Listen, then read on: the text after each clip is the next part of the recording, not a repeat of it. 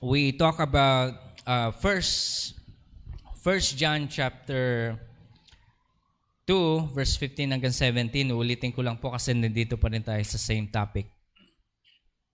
Do not love the world, nor the things in the world. If anyone loves the world, the love of the Father is not in him. For all that is in the world is the lust of the flesh, the lust of the eyes, and the boastful pride of life.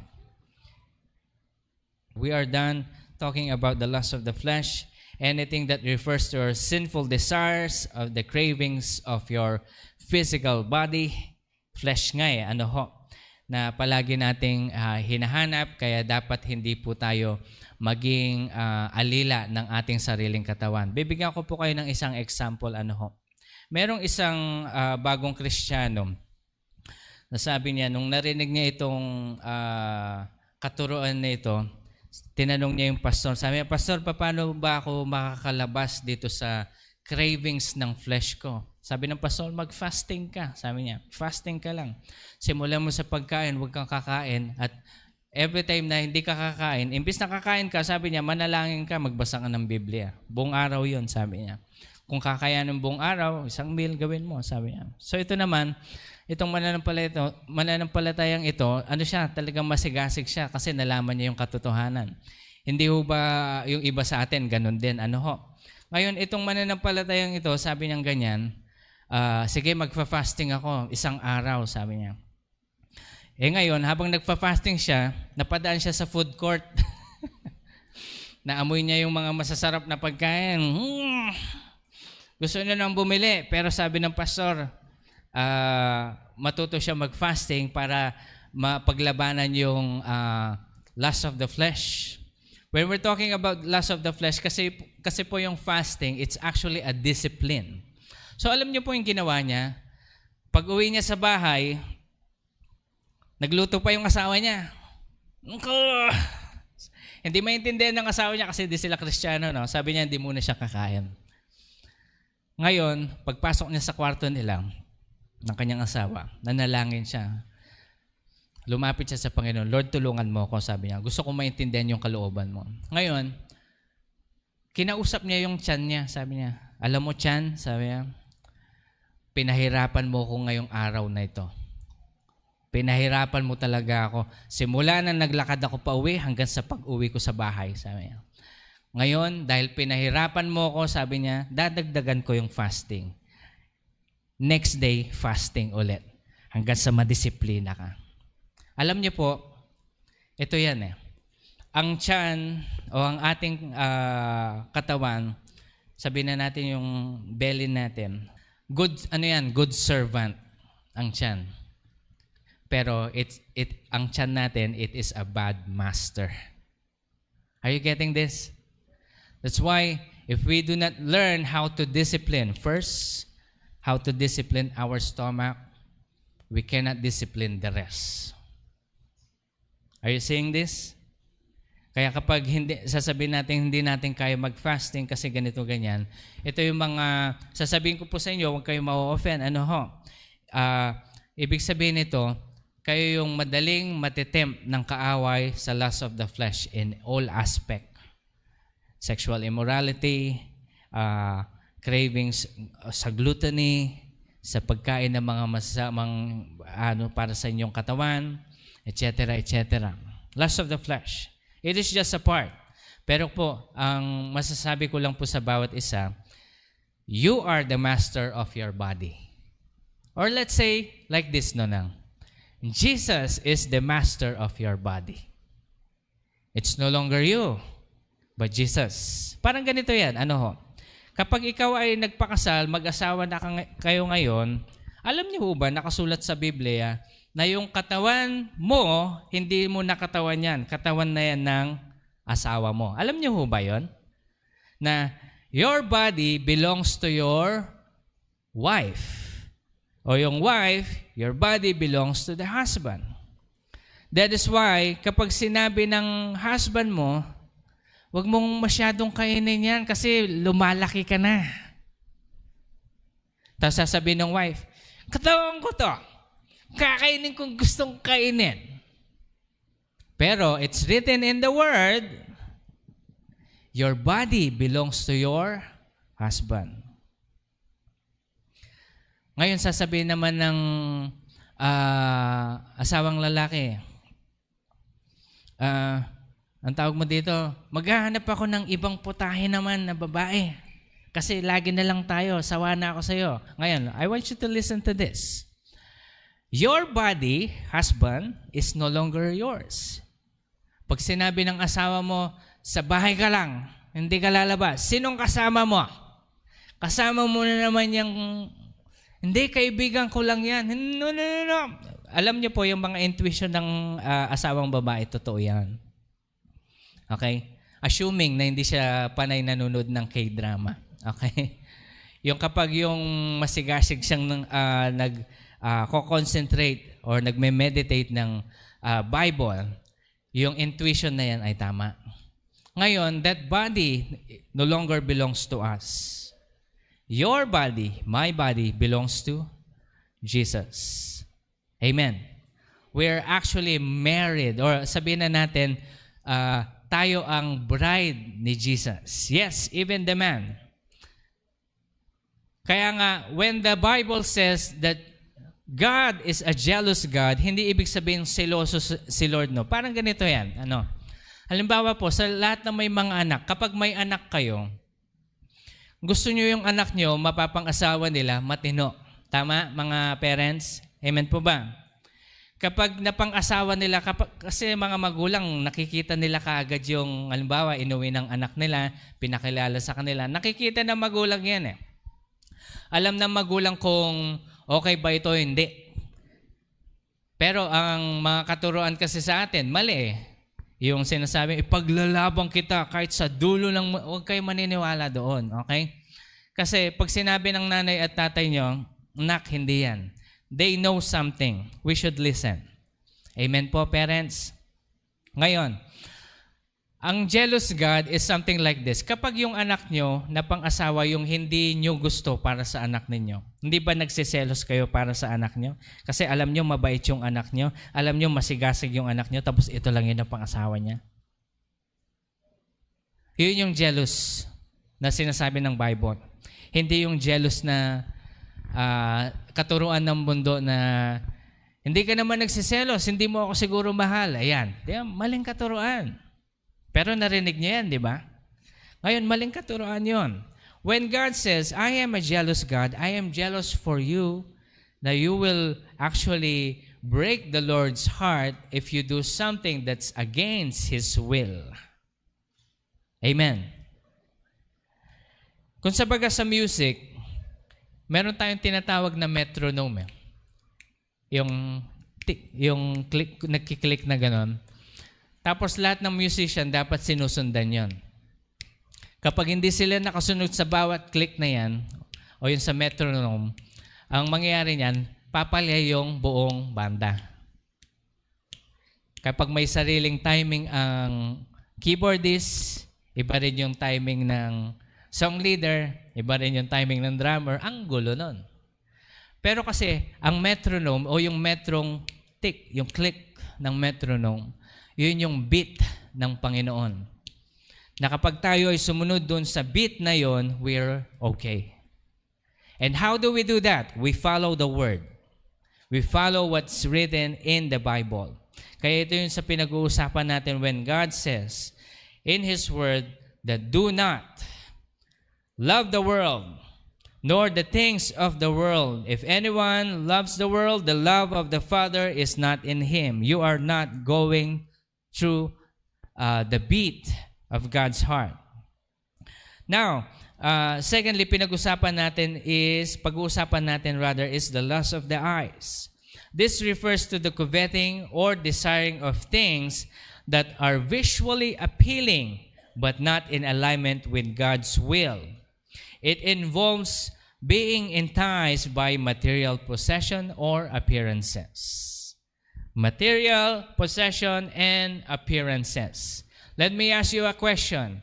Have you overcome being materialistic? Na-overcome na ho ba natin yon, pagiging materialistic?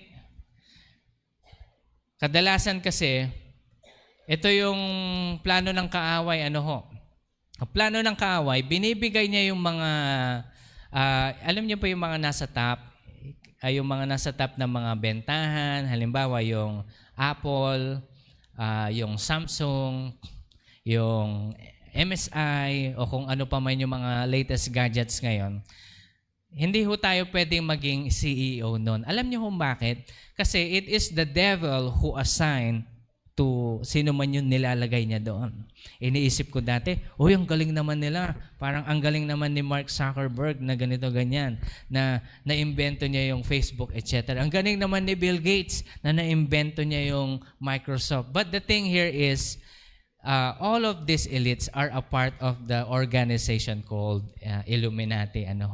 Sila yung naghahawak ng everything dito sa mundong ito. I mean, in every aspect of finances. Kaya nga alam niyo po, when Jesus was being tempted by the devil, sabi ng devil, I could give you fame. I could give you everything. Just bow down and worship me. Pero sabi ng Panginoon, hindi naman natin kailangan lahat yan. Worship the Lord your God and worship Him alone, sabi ni Lord. So ito yan. Ito yan, people of God. When we still have the heart of being materialistic, ibig sabihin, we have not seen the true heart of God yet. Hindi pa natin ito makuha. Kapag tayo ay, halimbawa, bili ka ng mga bagay na hindi mo naman kailangan, problema yon. Magkakaroon ng problema yan. And I will tell you, God is going to correct you. Especially kapag Kristiyano ka na. Okay, ang nagiging problema kasi ngayon sa ating mga industry, yung mga nagbebenta, yung mga Apple and every gadgets in the world, ang ginagawa nila, ito, makinig kayo mabuti, yearly, meron silang bago. Para yearly, bumili ka. Alam niyo ba yung Apple, na kapag yung luma yung gamit mo, i-update nila yung software para bumagal. At pag bumagal yan, mababantrip ka na, bibili ka na ng bago. Alam niyo ba yan? Tingnan niyo. Kasi strategy ito ng kaaway so that it will cause you to buy more, to be materialistic.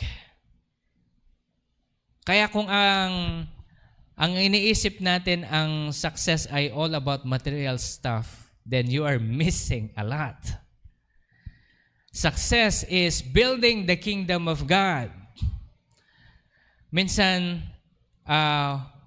nung medyo bata-bata pa ako sa pagiging, sa pananampalataya, sabihin na natin, mga teenager ako siguro, sinasabi ko sa Panginoon, Lord, sana meron ako nito, sana meron ako niyan, sana meron ako nito. Sabi sa akin ng Panginoon, anak, hindi mo alam, you are building the kingdom more than your colleagues. Mas madami ka nang naitayo dito sa langit kaysa sa kanila. Kapag uwi nyo dito, sabi ni Lord sa akin, maiinggit sila sa'yo. Kaya when I actually realize that building the kingdom of God is much more than anything else in this world.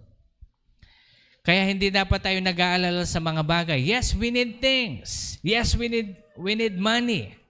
Kailangan natin ng mga bagay-bagay. Pero, ito pong sasabihin ko sa inyo, huwag kayong bibili ng hindi nyo kailangan. Amen? Sweldo nyo is 15,000 a month, tapos bibili kayo ng 20,000 na cellphone. Ano yun? No.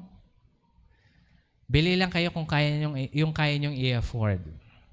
Alam niyo po kasi, isa sa mga trabaho ko, inaaral ko yung mga gadgets na yan. Okay? At medyo lumaki-laki na yung trabaho ko ngayon na kahit hindi ko kailangan, pinapadala sa akin. To the point na nagsawa na ako. Alam niyo, dati excited ako mag-open ng mga bagong box.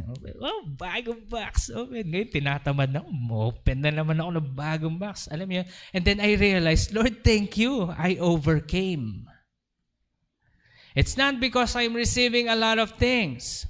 It's because I discipline myself. Kung ano yung meron ako, yun lang. And I will thank the Lord with that. Amen? Nasubukan ko pa yung mga panahon na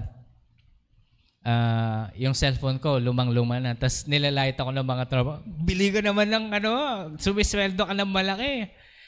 Yung kaibigan ko po, si Ben, yan pares kasi kami niyan eh. Hanggat gumagana pa, hindi kami bibili ng bago. Meron kaming ugaling ganun eh. So nung nilalait kami ng mga tropa lang, bili na kayo ng bagong ganyan. Tapos nung kita kami one time, parang syempre, medyo umangat-angat na kami ng konti.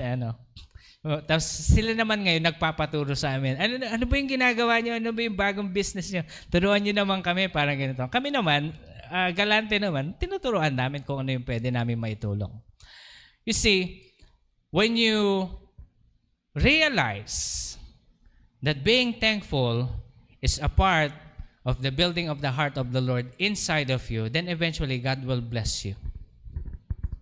Kaya kapag ikaw ay nagpapasalamat sa maliit mong sweldo, nagpapasalamat ka kay Lord, Lord, marami pong salamat, saktong-sakto yung binigay mo. Huwag tayo nagre-reklamo, Lord, kulang na naman, Lord. Kung mahal mo ako, Lord, bakit di mo taas yung sweldo ko, Lord? Ayan, yung mga ugaling ganyan, yan yung hindi mabibless. I'm telling you. Kasi I experience it. Okay? But when you learn how to be thankful in everything, I'm telling you, you will receive things that you don't even need. To the point na ipamimigay mo na lang. Kasi hindi mo kailangan eh. Papasalamat ka na lang sa Panginoon. Yan. So these are the lust of the eyes. Matthew 5:28 says, "But I say unto you that everyone who looks on a woman with lust has already committed adultery with her in his heart." Kaya hindi lamang ito sa sexual things eh. Halimbawa, alam niyo po yung mga wordings ng mga kabataan ngayon. Yung sinasabi nilang eye candy. Alam niyo ba yan? Tingnan niyo yung mga matatandaan, hindi nila alam. Alam niyo ano yung eye candy, pastor? Yung sinasabi nila na kapag nakakita sila ng gwapo o kaya maganda, oy, eye candy. Yung parang, but they are actually lusting over these people. Or that someone na tinitingnan nila. When we look at someone with this kind of desire, it's already committing adultery. We are sinning. And notice that whenever we sin, we open up a door inside our house. This house, the temple of the Lord. At kapag itong temple of the Lord mo ay iba na yung umupo sa puso, dahil na-meditate mo na yung inay candy mo, yung tiningnan mong babae, o yung tiningnan mong lalaki kapag ikaw ay babae, o kung ano pa man, and then you lusted over them, iba yung pinauupo mo sa puso mo. And when that happens, magtataka na lang kayo kapag uwi niyo sa bahay, there will be things that will be happening. Magkakaroon ng problema sa bahay, strife, for example. Ang liit-liit na bagay, pinag-aawayan ninyo. Yan kasi it's actually opening up a door. O hindi lamang yun, paminsan sa finances, paminsan sa mga anak mo, bigla na lang magkakasakit for some reason. Paminsan, makikita mo lang, lalo na ito sa mag-asawa, do not open your heart with these lustful things. Because when you open your hearts with these lustful things, dyan na magkakaroon ng pagtingin sa ibang babae o sa ibang lalaki na kung saan masisira yung inyong relationship. Okay? Kaya nga ito po, dapat bantayan natin ito sa ating puso. Na let not the lust of the eyes overwhelm you. Do not be enticed by material possession or by appearances. But always look beyond all of these things. Then how can we look beyond things, Pastor? Katulad ng sinasabi ng Panginoon, na hindi lamang tayo dapat tumitingin sa mga kasalukuyang nasa harap natin. Yes, kailangan natin ng mga material things. But do not buy something na hindi mo naman kayang i-afford. Pastor, kaya nga merong hulugan eh. Yun yung purpose nun. Hindi nyo nagigets. Alam nyo po yung hulugan, anong tawag mo dito? Paraan ng kaaway yan para gawin ang mahirap na mas lalong humirap. Meron bang mga siraulong bangko, and most of them, na gagawin nila, pautangin ka, and then eventually gagawa ng paraan para ikaw ay hindi makabayad. Kapag hindi ka nakabayad, of course, tiba-tiba sila. Ganun yan. Kaya we must be careful. Amen? Ulitin ko mag-ingat po tayo, lalo na sa pera. Matutuho tayo dyan. So do not lust over things that you do not have, but rather ask the Lord to provide for the things that you need. Okay? Halimbawa ngayon, ano yung kailangan natin sa buhay? O isipin nga natin, ano ba yung kailangan natin, pinaka-immediate na kailangan natin sabihin na natin sa bahay. Ano yung immediate kailangan natin sa bahay? Halimbawa, wala kayong kisame. Paggawa nyo ng kisame. Yun yung immediate. Ngayon, ang init-init sa bahay nyo, ang una mong binili, cellphone. Okay lang sana kapag ginagamit mo yung cellphone para gumawa ng pera, pero scroll ka lang ng scroll sa social media. Walang mangyayari sa'yo. Spend for the immediate things. Okay? Yan. Learn how to discipline ourselves regarding this matter. Dahil si Eve po, dyan siya na-temptate. It's lust of the eyes because nakita niya yung fruit of knowledge of good and evil. Sabi ni Satan, di ba ang ganda? It's so beautiful, shiny. Bilhin mo na. Di ba tayo naman ganon? Matitempt sa in the same way. Turn away my eyes from looking at vanity and revive me in your ways. When we talk about vanity, it means the quality of worthless and futile. Quality of worthless and futile. I want you to think about this, people of God. Every material things in this world are vanity, futile, worthless. Yes, they are worth at some point.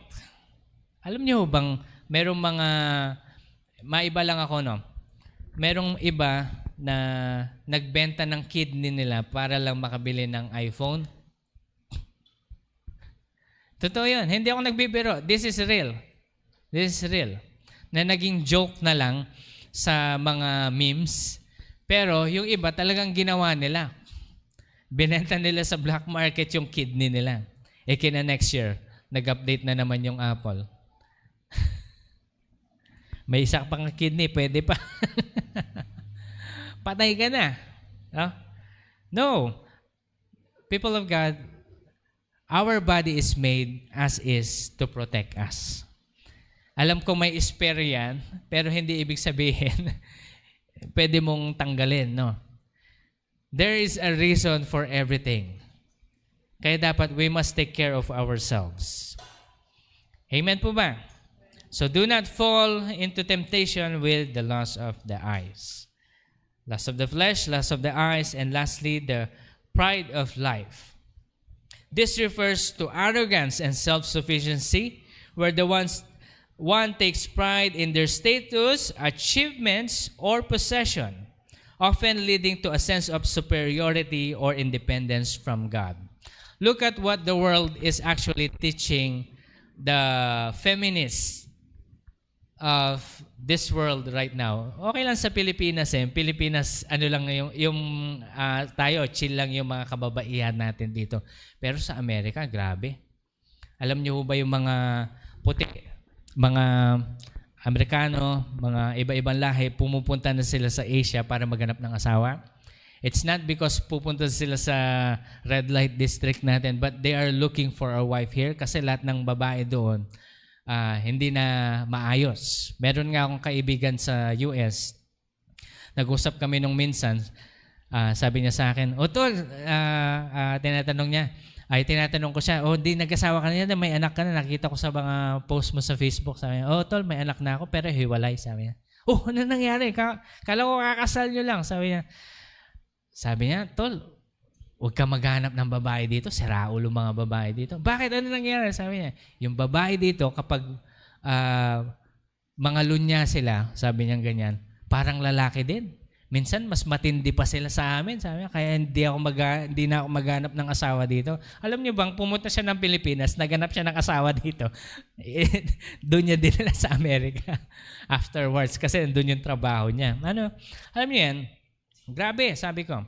It's because the teaching of, ang tawag mo dito, yung iba na yung sa Amerika. It's not just about sa pag-cheat, but also yung tinatawag nilang feminist movement, na kung saan sinasabi nila na kaya ko mabuhay ng walang lalaki, kahit ko mabuhay, kaya ko din gawin ang ginagawa ng lalaki. Alam niyo po yan, yung thing na they are actually being proud. And I want you to know about this. This is actually the pride of life. It's written in the Bible. Kapag sasabihin natin sa atin sarili na hindi ko kailangan ng ibang tao, that's wrong. Pag sasabihin natin dito sa ating simbahan na hindi natin kailangan ng tulong ng ibang simbahan, that's pride. That's pride. We are connecting with other churches, just so you know, okay? I'm trying to connect, no? Meron tayong makaka-connect. Meron akong kakilala sa Iloilo, meron tayo sa saan kasi pinunta natin pa? Sa sa Biskaya, meron kami doon. Meron din tayong kakilala sa Singapore. And listen to this. No? I tried to connect with the churches here sa San Fernando. Pero some of them are quite hostile. Yung parang, bakit ka nakukonect? Ano yung agenda mo? O di wag. Di wag. Ganun na lang ako. Pero kapag open arms sila, papasok talaga ako. And then I will connect with them. Okay? So, ano ba yung nagagawa nitong connection, Pastor? It's because we're trying to build the kingdom. We're praying the same thing. At alam niyo ho ba, lahat ng kakonektado natin have the same heart as ours? They're also prophetic. And they are actually operating in the same anointing as we are. At yun nga, kapag kakonekta mo talaga, alam mo yun, nagja-jive yung spirit niya. God made us as a social being. Kaya nga tayo tinawag na body of Christ, because we work together to build the kingdom of God. And that's how it's supposed to be. Kaya hindi tayo dapat maging ma-pride na kaya ko lang to. Hindi natin kailangan ng tulong ng ibang tao. No. When we need help, we ask help. Pero kapag hihingi ka naman ng tulong, huwag ka naman abuso. No. Hindi yung pinautang ka minsan, uutang ka ulit. Kapal naman ng mukha mo. Huwag naman ganon. Ibig sabihin, pag may kailangan, kaya nga ito maging kaugalian po nating mga Kristiyano as much as possible. Kasi it's written in the Bible, kapag ikaw ay umutang, you are under the mercy of yung nagpautang sa'yo. Kaya as much as possible, huwag tayong maging ganon. Kasi nagkakaroon ng yung parang hidwaan. Halimbawa, si sister ganito, may utang kay sister ganito, nagkasalubungan sila sa SM, si sister na may utang, biglang zoom! Kasi wala pang pambayad. Ganun naman, hindi mo ba? Kaya nga, as much as possible, kapag ang ating mga kapatid nangailangan, tulungan natin sila at sabihin natin, hindi ito utang, tulong ito. Pastor, nasasabi mo yan kasi may pera ka eh. No. Makinig kayo mabuti. Sabihin mo sa sarili mo, may pera ako. ayaw sabihin na, ulitin natin. 1, 2, 3, go. Yes. Out of the abundance of your heart. Because whenever we declare, it always comes to pass. If you believe. Hindi lang ito pagiging positive, but it's already written in the word of the Lord. Now, I want you to think about this. Kapag may kailangan ang inyong kapatid, tulungan natin. Sabihin natin tulong ito, hindi ito utang. Halimbawa, may sweldo kang 15,000, ang baba naman, no? May sweldo kang 15,000, tapos umuutang sa'yo yung kapatid natin dito sa pananampalataya, sis, meron ka bang 3,000? Sabi, kasi ganito, may emergency, ganyan. Sabi niya. Kapag kaya mong ibigay yung 1,000, ibigay mo na lang. Sis, ito lang kaya kong ibigay, 1,000 lang. Pero wag mo nang bayaran yan. Wag mo nang bayaran yan. Ano lang yan? Style ni Mama Dang to. Wag mo nang bayaran. Sa'yo na yan. Kasi alam niyo mangyayari nun, kapag nagbigay ka ng gano'n, hindi ka na babalikan. Kasi ang kapal naman ng mukha, binigyan ka na nga eh. hindi na nga pinabayaran sa'yo. Pero kasi kapag nagpautang ka ng 3,000, 3,000 sa kaibigan mo, tapos nakabayad siya, pwede kang utangan ulit si sister. Ganon yan eh. Laging ganon. Hindi ko naman sinasabi kung isarado natin ang ating mga pinto sa mga pagtulong. Itulong po natin yung kaya natin. Amen? Kaya kapag kayo po ay humihingi ng tulong sa amin, ganun na kami ngayon. Hindi na yung bigay lang kasi meron. No. Madaming naiinggit nga kay Belen eh. Kasi yung mga anak niya dito nag-aaral. Tapos nakikita nila na, bakit libre sa ganito, libre sa ganyan? Bakit kami? Ganyan sila. No? Sinabi ko nga, sasabihin ko na rin po sa inyo, si Belen po kasi nagtatrabaho siya dito. And that is actually a part na privilege na binibigay natin sa kanya. Sa kanya mga anak. Si Sister Belen, privilege yan. Kasi alam namin yung puso ni Ate Belen na totoo yung paglinis niya, totoo yung hindi siya mediocre work. Kaya nga, ang tawag mo dito, kung gusto niyo makakuha ng same privilege, be like her. Be a part of the ministry. Volunteer yourself. No, kung kasi tutuusin po, and I will admit it to each and every one of you, kailangan namin ng manpower sa school. Kailangan namin ng tulong. Madami pang kailangang gawin. Pero, if you want the same privilege, of course, may katumbas ho yun. Kasi hindi na po tayo nagbibigay ng bigay lang kasi mabait ka, kasi umiyak ka, bigay. Hindi, wala na ngayon yun. Natutuho na ho kami na hindi na basta-basta yung ganun. So yan, balik tayo dito sa pinag-uusapan ho natin. Pride of life. When we become independent from other people or from the Lord, kasi simula yan sa other people eh. Sasabihin mong hindi mo kailangan ng ibang tao, hindi mo kailangan ng tulong ng ibang tao, hindi mo kailangan ng prayer ng ibang tao. Dito napapasok yung pride. Now, oftentimes, kapag medyo lumaki-laki yung ating education, we look at other people downwards. Ulitin ko po sa inyo, wag kayong mangmamata ng ibang tao. Kahit na kayo ay pinagpala ng Diyos, kayo ay nakasasakyan, tapos yung kabatchmate nyo naglalakad, isakay ninyo. Amen? Tapos kapag kasakay niya, huwag niyong sasabihin, naglalakad ka lang, wala kang pera. No! I hate those kinds of people. No? It's because this is what we call the pride of life. It is a spirit, a demonic spirit, just so you know. Lust of the flesh, lust of the eyes, and the pride of life, these are spirits that possesses a person. Magalak po tayo kapag may napapagpala. Tumulong tayo kapag may nangangailangan. Sa aming mga magkakaibigan, doon po sa mga kabatchmate ko, hindi sila Kristiyano, pero kaming mga magtotropa, tulungan kami. Kasi meron talagang sa amin, meron talaga yung umangat na talagang yumaman. Tapos meron yung talagang yung to the point na talagang naghihirap na nakatira na lang siya sa barong-barong na Nagkita-kita kami nung minsan, nahihiya pa siya sa amin. Tol, nahihiya akong makipag-meet sa inyo kasi ganyan-ganyan. Huwag kang wag mong papahinaan. Wag kang mawala ng pag-asa. Tulungan tayo. Ito ang nagsasalita yung pinakamayaman sa grupo namin. Tulungan tayo. Alam mo tol, sabi niya, hindi kita bibigyan ng pera pero tuturuan kita kung paano yumaman. Sige nga, turuan mo ko niyan. Kami naman nakinig. Kasi gusto namin makita kung ano yung style ng business niya. Alam niyo po, ganyan.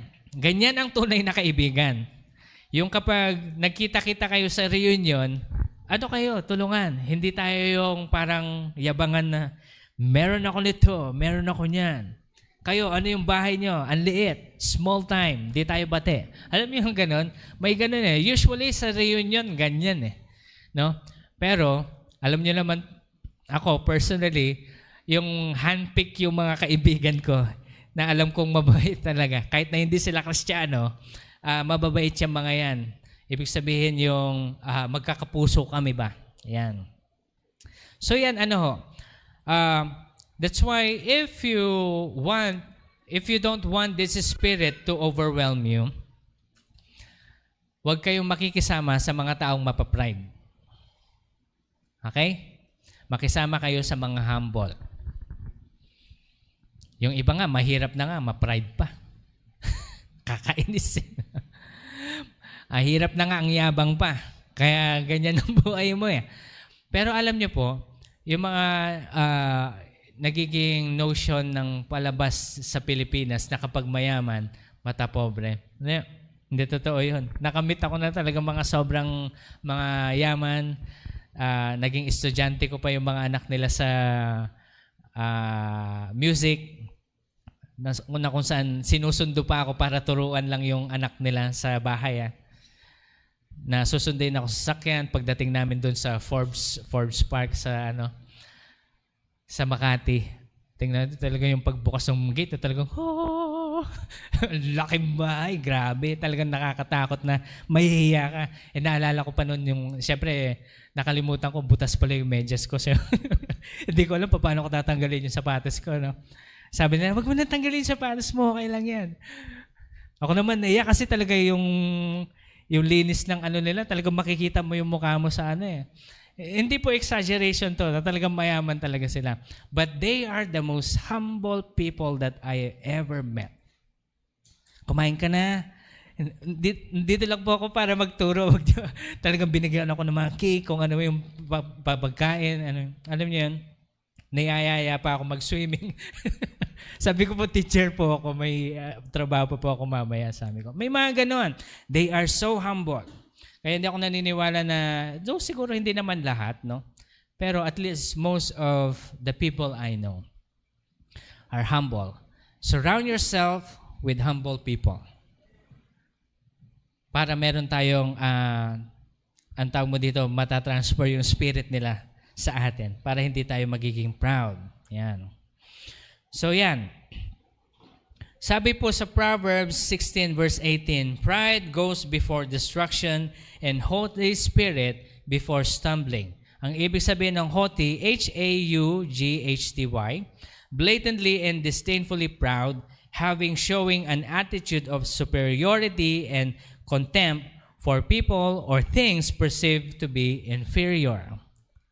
Okay, kapag minamata kayo, tinitingnan kayo ng mababa, huwag kayong mag-alala. Minsan, masakit sa loob, no? Nasubukan niyo na ho ba yung napakababa ng tingin sa inyo? Nasubukan niyo na yan? Ako nasubukan ko na yan. Talagang parang tinatanong pa, kaya mo? Ganyan. Yung parang, hindi ba wala kang trabaho? Ganun pa talaga. Ako naman, brinash off ka na lang. Medyo masakit, no? Siyempre, parang, baba naman ang tingin nitong tao to sa akin. Then I remember the word of the Lord. Pride goes before destruction. Everyone, ang bawat isang tao na naging ma-pride at ng mata ng ibang tao, tingnan niyong mabuti yung buhay nila. And the next coming days, they are going to be destroyed. In what way? Madami yan. Bibigyan ko yung isang example. Yan. Ito masaya ito. Pero hindi ako magdadrop ng name. Okay. Alam niyo po kasi si Pastor Jan saka si Mama Dang. Noong nagsiserve pa kami sa Clarkview, ang laging tinitingnan ng mga kakontemporary nila, yung mga same level ng ages. Tinitingnan nila yung kapatid ko, si Pong, yung kuya ko.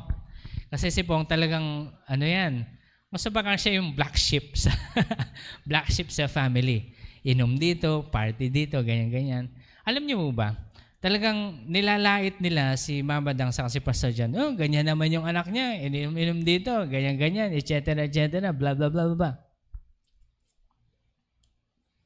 Ito nangyari. Yung paninirang yan, tuloy-tuloy yan habang nagsaserve po kami sa Clarkview. Then eventually this happens. Yung kuya ko, tumino, nakapag-asawa ng Estonian, nagpakasal. At pagkatapos nila magpakasal, doon lang sila gumawa ng anak.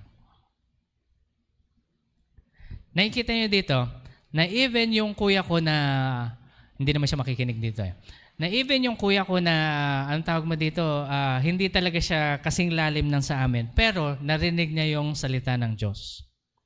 At palaging sinasabi sa kanya ng lola ko, anak, apo, magpakasal kayo. Ito yung gawin nyo bago kayo mag-anak. Ganyan. Lagi ko naririnig si mami na ganyan. Ginawa naman ni Pong. Kasal and everything. Normal. And they live happily ever after. Ngayon, itong mga nanlalait na ito. Alam niyo yung nangyari sa kanila? Yung mga anak nila, nagkaanak dito, nagkaanak doon, hindi kinasal. Namatayan ba yung iba? Yung mga nanlalait kay Mama Dang noon sa kay Pastor John dahil ganito yung kuya ko. Ano nangyari sa kanila? Yung mga anak nila ngayon wala sa ministry. Pasaway. Na kung kailan tumanda, ito kasabayan namin to, kasabayan namin tong nagmi-minister before, pero ngayon wala na sila. It's because when you look down on other people, because they actually look down on Mama Dang and Pastor John. Si Mama Dang kasi ito yung trabaho niya sa Clarkview noon. Siya yung taga-walis, siya yung taga-linis, siya yung taga-hugas ng pinggan. Mama Dang enjoys it. It's not because we don't have money. She enjoys it. Itong mga mga ibang tao, akala nila walang alam si Mama Dang. Na kung saan kapag pagkakain nila, pakihugas to. Ganon yung trato. Nasubukan niyo yun? Ganon. Alam ko yung nararamdaman nyo, si Mama Dang, ginanon nila. Siyempre, nakita nyo na yung Mama Dang ngayon Hindi nyo nakita yung nakatago noon na, discreet ba? But you know what?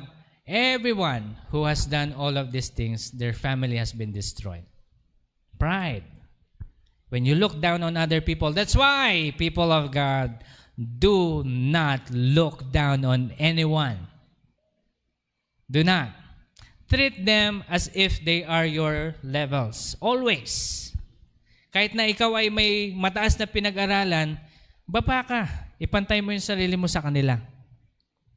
Pero kapag pinantay mo na yung sarili mo sa kanila, tapos nagmayabang sila sa'yo, akyat ka ng konti. Para ipakita mo lang kung nasaan yung place nila. Ngayon, kapag naging humble sila ulit, baba ka. Alam mo yun? We do not look down on anyone. Pwede ba natin gawin yon? So that the spirit of pride will not enter your heart. Amen? Yan, okay.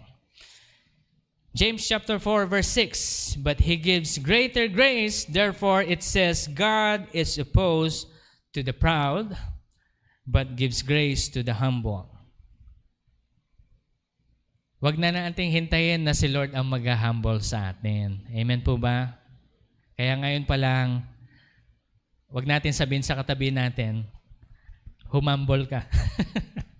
Humble yourself. Humble yourself.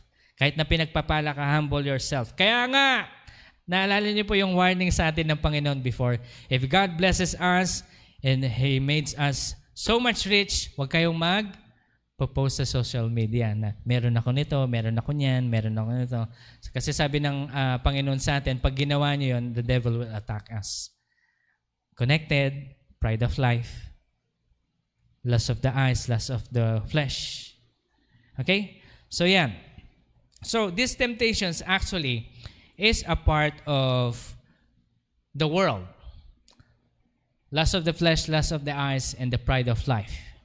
We must remove all of these things. Kasi this opens up a door inside our house para tayo atakihin ng kaaway para manghimasok sila sa atin. Bilang kasi yung tayo, bilang Kristiyano, si Jesus na ang nakatira sa atin. Amen? Kaya ngayon, ang pwede na lang natin gawin is to protect ourselves. Now, I want you to know this, people of God. Kasi ito yung sinabi sa akin ng Panginoon nung ako yung nananalangin. Anak, sabi niya, before pala ito, okay, balik muna tayo. Back out tayo ng konti. For the last couple of weeks, 2-3 weeks from now, alam niyo po kasi, marahil mabigla yung iba sa inyo, no? Nakakakita po kasi ako sa spirit. I can see spiritual things. And I know when it's an angel, I know if it is the devil. For some reason, for the last couple of weeks, when I look at the sky over here, when I walk over here, makita ko sa labas, madami akong mga nakikita naglo-lurk na mga demonyo around Amsik. And I was asking the Lord, Lord, what's this? This is not normal, Lord. Hindi to normal. Ano nangyayari? Sinabi sa akin ng Panginoon, it's not just happening in Amsik, but it's happening all around the world. And the Lord says, the only way I could protect you is when you stay in my presence. And anyone who is not in my presence, they are in danger. True enough, isa sa mga kaibigan ko tumawag siya sa akin, sabi niya, Tol, sabi niya, oh, kamusta? Sabi ko, long time. Sabi, Tol, nabalitaan ko nagpapastor ka. Sabi, oo naman. Sabi, bakit gusto mag-church dito? Ako sabi, hindi, teka, sabi niya. Kasi sabi niya, pwede ba akong humingi ng tulong sa'yo? Sabi, bakit? Anong nangyari? Sabi niya, pwede ka bang pumunta sa bahay? Sabi niya, dahil basta hindi ko maintindihan. Ano ba nangyari? Kwento mo sa akin lahat, sabi ko. Sabi niya sa akin, nagpapagawa ako ng parte ng bahay namin. Then eventually, lahat ng nagiging trabahador ko, it's either nagkakasakit, namamatayan ng pamilya, nadidisgrasya. Bakit? Ano ba meron dun sa bahay ninyo? Sabi niya, hindi, meron kasing dun eh. Kapag gabi, meron talaga akong nararamdaman na kakaiba eh, sabi niya. Ngayon, hindi na lang namin pinapansin. Parang ganon. Pero ginawa na namin na lahat. Sabi niya, nagpadala kami ng pare, nagpadala kami ng kung ano-anong religion. Born again na lang ngayon, hindi pa. Kaya nalaman kong pastor ka, pwede ka pumunta dito, baka effective sa'yo. Sabi niya sa akin, no? O sige, sabi ko. Punta ako dyan. Sabi, kailan ba kayo pwede? Tingnan ito mabuti, no? Kaibigan ko, hindi Kristiyano, when the attack of the enemy comes, they are in danger. Sinabi niya pa sa akin, kasi yung anak ko umiiyak, sabi niya, bigla na lang iiyak, talagang hagulgol na parang sinaktan, ganyan. Naku tol, sabi ko, dapat immediate na yan, sabi ko. Kailan ba kayo pwede? Pwede na akong pumunta yan. Hintayin ko lang ng konti, kasi may inaayos pa daw sila. Nahiya kasi sa akin na pupunta ako doon na parang hindi pa nakayos. Okay lang yan, sabi ko, okay lang. So, pupunta ako anytime, sabi ko. And then you know what? Ito yan. This is what happened. When I started to pray, kasi I need to pray for them. Because they are in danger. Sabi ko, Lord, hindi sila Kristiyano, pero ipapanalangin ko sila. Panginoon, can you protect him, his family, his children, his parents, and everyone that surrounds him for your name's sake.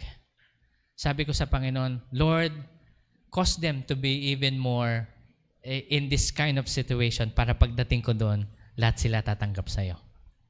Sabi ko, Lord, pwede ba yun? Then, true enough, ito ngayon, habang nagpe-pray ako, ayan na, andyan na yung mga kaaway niyan. Talagang, kasi pag pinag-pray mo ang isang bagay, yung mga nandoon, ikaw yung pupuntahan. Okay. So, ako naman, ready ako eh. Naka-fasting ako eh. Sige, come. Yabang eh, no? Naka-fasting ako, ready ako sa ganun, no? And then eventually, they all stop. But they are actually trying to interrupt me. And isipin niyo itong mabuti. Paano kapag pinag-pray ko yun, hindi ako ready, hindi ako nag-fasting, pinag-pray ko yung mga bagay na ganun, inatake ako. Alam niyo po yung pwedeng mangyari?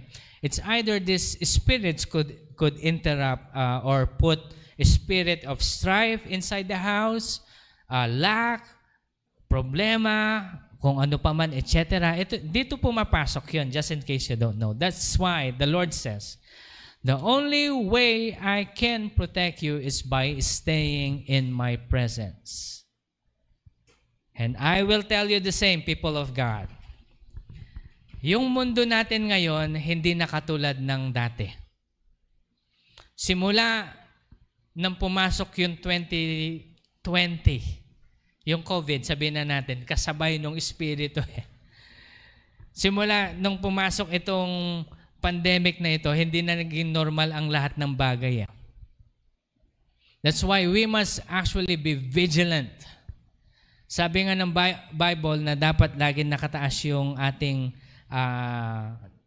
balabal. Kasi uso noon yung sa mga kalalakihan, alam niyo yung parang suot nila yung parang dress na mahaba. Gather up your loins, itaas nyo, sabi niya, be ready to run and to go for the Lord. Maging handa tayo. Kaya nga sasabihin ko po sa bawat isa, na let us all stay in the presence of God. Bibigyan ko po kayo ng example no, kung ano yung ginagawa ko everyday. Then I want you to imitate me. Kapag kagising ko, aayusin ko na lahat. Makinig kayo mabuti. Nakasulat din sa Bible to. Proverbs 7:7, if I'm not mistaken. There are certain demons that operates in a dirty place. Alam niyo yun? Kaya kayong mga maduduming bahay, ayusin nyo na yung bahay ninyo. There are certain demons assigned and they only operate in dirty places. There are also demons that operates also during the dark. Kaya mas maganda yun sa mga kwarto nyong walang ilaw. Buksan nyo magsindi kayo ng konting ilaw. Huwag nyong hahayaan na super dilim yan. Because there are demons that actually operates in the dark. Bakit natin ito pinag-uusapan? Kasi I want you to be prepared. God wants us to stay in His presence. Ito po yung ginagawa ko. Kapag kagising ko sa umaga, aayusin ko na lahat. Sisiguraduhin ko malinis muna lahat dito bago ako pupunta sa opisina ko.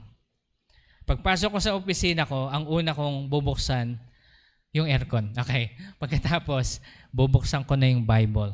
I will read my Bible and after I read my Bible, I will start worshiping the Lord.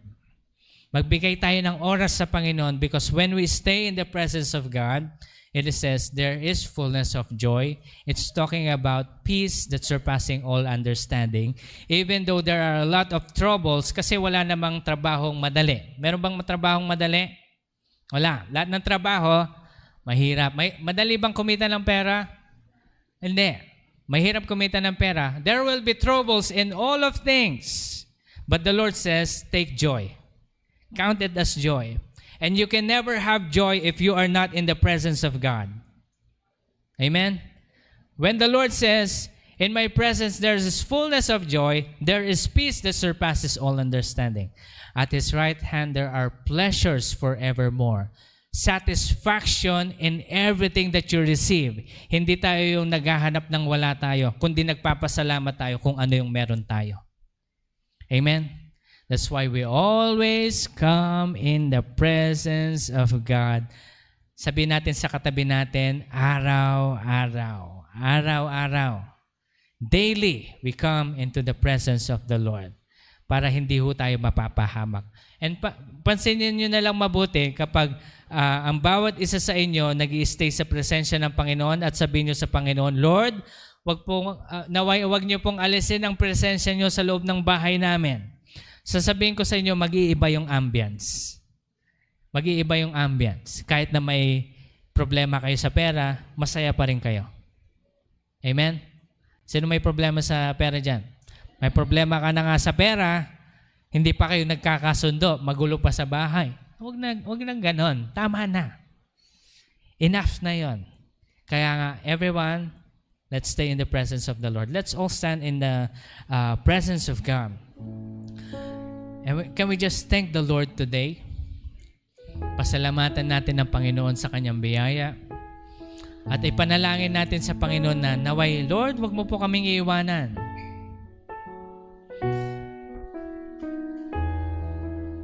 Can we pray this prayer? Yung prayer ni David. Let's all just close our eyes and just tell these words to the Lord. Lord, create in me a clean heart and renew a right spirit within me. Cast me not away, Lord, from your presence. Take not your Holy Spirit away from me. Lord, restore unto me the joy of your salvation. And Father, we pray, create in us a free spirit.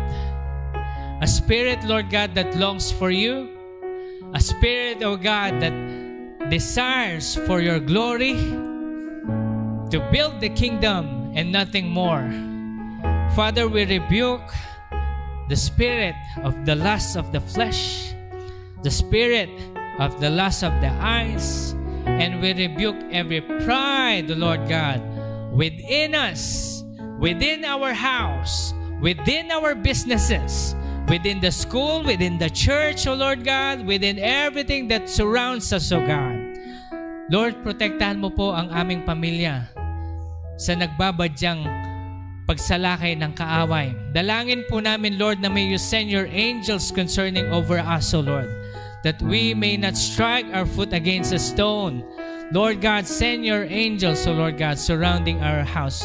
Ama, protektahan mo rin yung mga hindi pa mananampalatayang aming mga kamag-anak.